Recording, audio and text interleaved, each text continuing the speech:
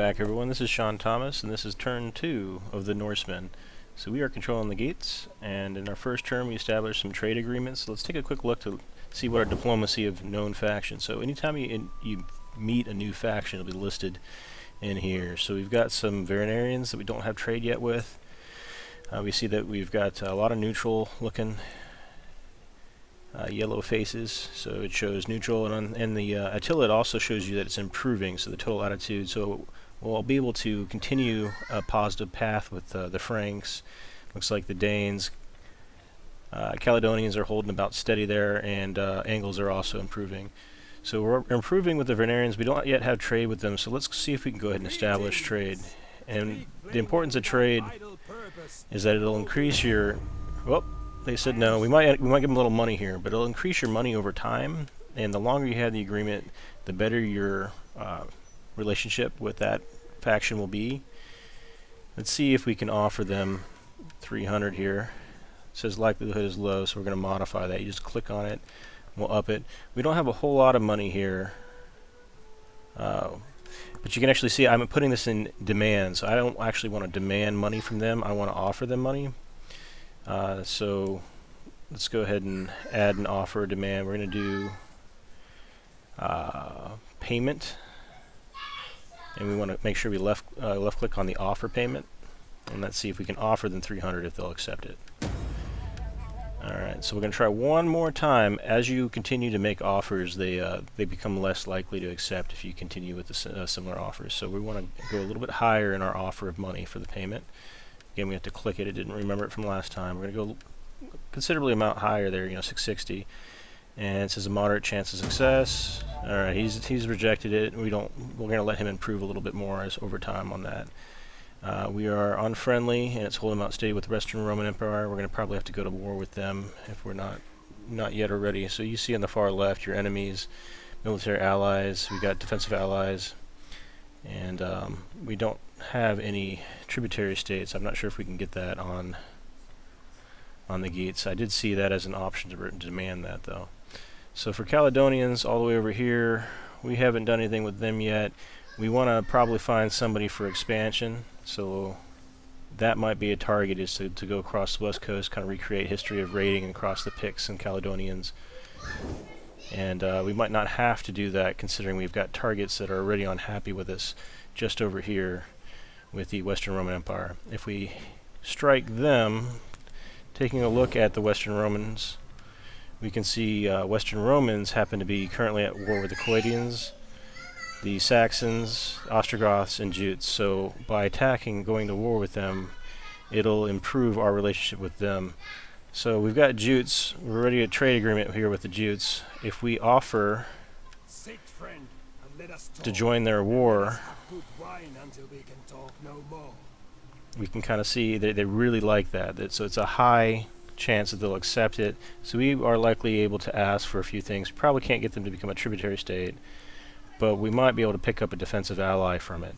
And them being right next to us, we don't want any chance of them going to war with us. So let's see if we can offer this. Alright, so they're demanding a marriage, and it's actually a high chance. We can actually pull a little money off of this, perhaps. Or let's see if we offer them going to war against the Western Roman Empire as well. If maybe now, still not a tributary state, they will likely say yes, and they did. They accepted. So now we've got a strong relationship with our southern neighbors here, the Jutes, and we probably also want something good going on here with the Danes. So they're also at war, and we currently have a defensive alliance. Sorry, looking at the wrong one. Danes is at war with the Veronarians and the Rugians. So we've been trying to establish with the Veronarians. We've got a non-aggression pact right now. If we break that, it will hurt our trustworthiness, because currently we're steadfast, which is the best you can get. If we break that within a certain number of turns, it will hurt our trustworthiness and the likelihood that other tribes will want to work with us. So they're actually also at war with the Burgundians, and so for Burgundy, we don't yet see them, and if we offer offer to join the war against the Venarians, it will actually hurt us with the Danes. So we're not going to do anything further with the Venarians. The Rugians, I think we entered into a trade agreement with them as well, so we probably want to let them play it out, and at some point it may make us choose which side we want to join. So right now we're at war with one nation, the Western Roman Empire. Let's go ahead and focus our energies over there.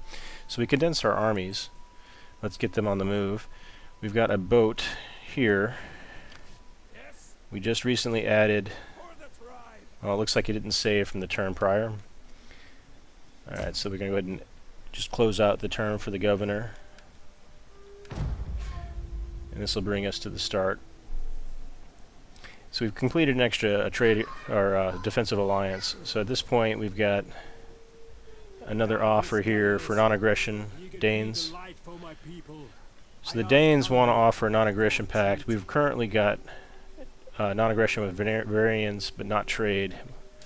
We've already got trade with them, so let's go ahead and strengthen our relationship with the Danes. Let's see, it's a moderate. We're going to go ahead and accept their offer.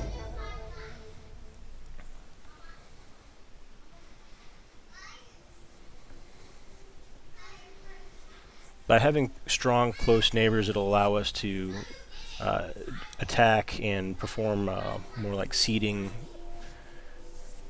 other nations. So if we get over into the modern day Great Britain area, it'll allow us to expand our attacks and introduce us to additional trade partners and whatnot as we cut south, and we can remain quite friendly with our kin up here in the north. So let's bring those boats that we just trained over to dock. Alright, we're going to take the small army, and this will remain our garrison. We're just going to take them out of the city. We're going to board with the boat. And I think this is indicating that we're now able to depart with the full army. And because we're at war with the Romans, we probably don't want to get caught out in the ocean, so we're going to go fast. Maybe not getting any real bonus in traveling fast there. So let's follow the trade route for now. We'll go ahead and take our garrison, stick it back in the city. You saw how that changed from a negative to a positive. It's good to have a garrisoned army because it'll improve your happiness. Right now, if I leave them outside, we'll get a -5 next turn. We'll actually start dipping and start taking some penalties from that. So we'll go ahead and stick them inside. We haven't yet looked at the currency. Here's the factions. Let's take a look at the currency here. I think that's trade and finance. So tax level is pretty simplified here. We can increase the tax. Currently we are looking at 20 as our net after income and expenses. So we don't want to make any further armies. We're going to want to try to start pillaging some of the Western Roman Empire and take some of their money. We're sitting at 3,000 in our bank. I think it's pretty good right now if we just hold steady.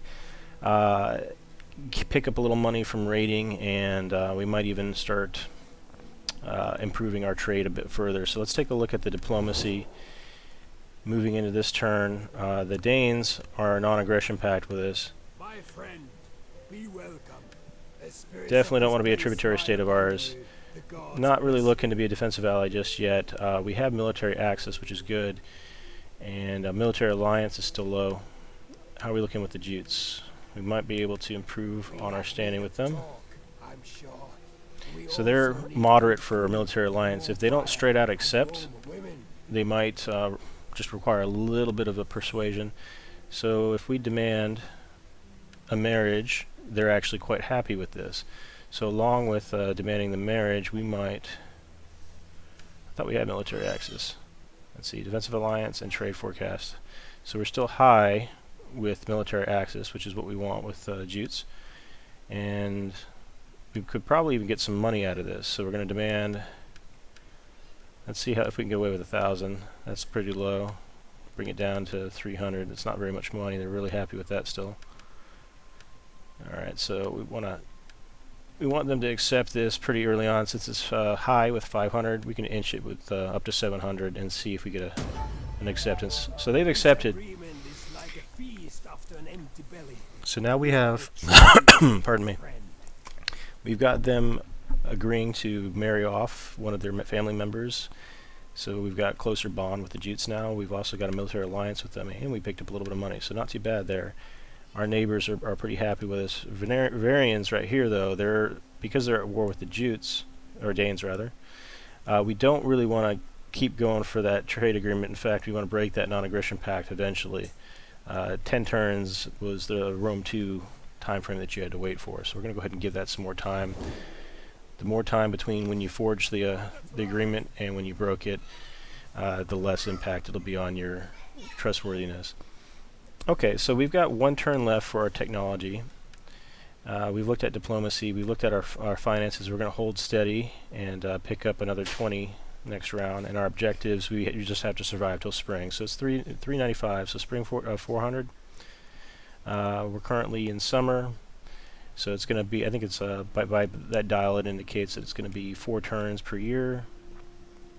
And taking a look at our faction, looks like we have some offices to assign. And if we click on, I think the individual, okay, required rank 6.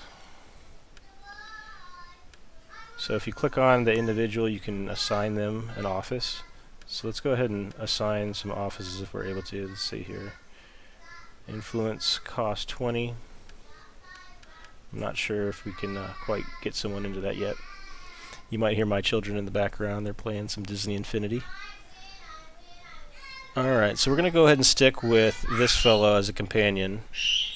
And if we hover over it, it'll give us some indicator of their abilities. So selecting one fellow here, we see the authority is a 3, cunning is 3, and zeal is 3. So I think this is roughly basic numbers. You might get 1s and 2s, maybe even 4s and 5s, but it's about right. Age 34 and influence 17.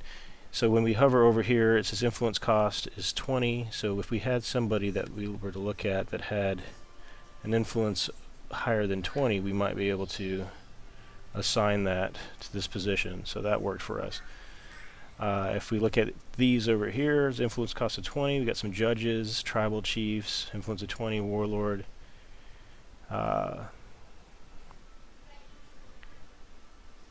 And high judge is going to be another 20. Requires rank 6 though, so we have to get our generals leveled up quite a bit.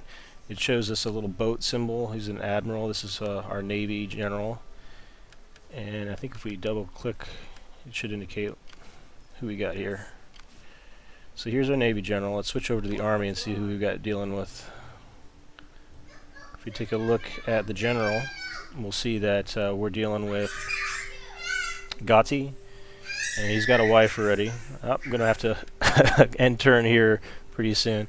So we're pretty happy with Gatti right now. He's going to be our focus for reaching some of those higher levels with the understanding that we will have to win the next few battles in order for him to gain levels and get into higher offices for us. Alright. So with that, let's go ahead and move into the next turn. This is SeanThomas. Please mash that like button, subscribe. There'll be more turns to come. I'm going to try to keep them relatively short so we can cut through and have episodes of these. And then we'll have episodes dedicated to the battle sequences that we get into. Thanks for watching, and I'll catch you next time.